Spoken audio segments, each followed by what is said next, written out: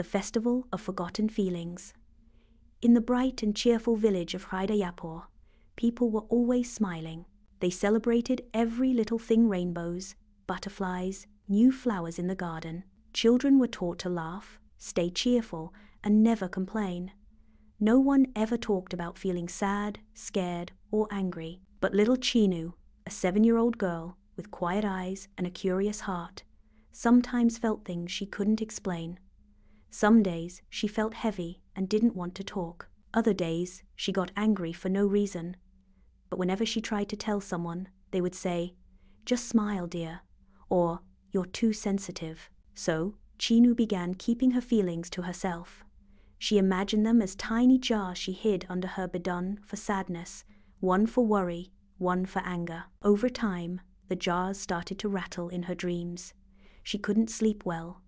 The smiles around her felt too loud, and her silence began to grow. One rainy afternoon, while helping Grandma clean the attic, Chinu found an old wooden box covered in dust.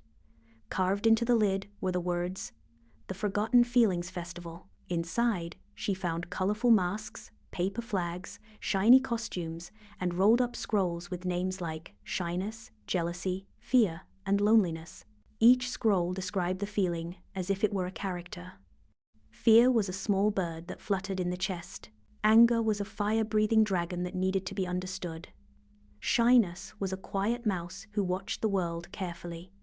Chinu's eyes lit up. These weren't bad feelings, they were just forgotten ones. She ran to school the next day and shared her discovery. At first, the other children laughed. "A festival for sadness? That's silly." But when they saw the scrolls and masks, their laughter faded. One by one, they began to remember times they felt lonely, embarrassed, or afraid, and they agreed it was time to bring the festival back. That Sunday, the village park was transformed. There was a corner where people could write their worries and pin them to a wall. Another area had soft pillows where anyone could sit quietly or even cry. Children wore costumes that showed how they felt. Some wore stormy clouds, others wore shy stars. Chinu wore a silver cloak and a moon-shaped mask to show she was feeling a little shy, a little sad, and a little brave. Even the mayor came, wearing a funny hat that said, "Mixed Emotions."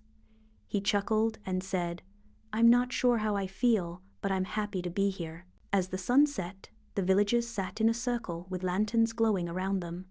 Chinu stood up and spoke.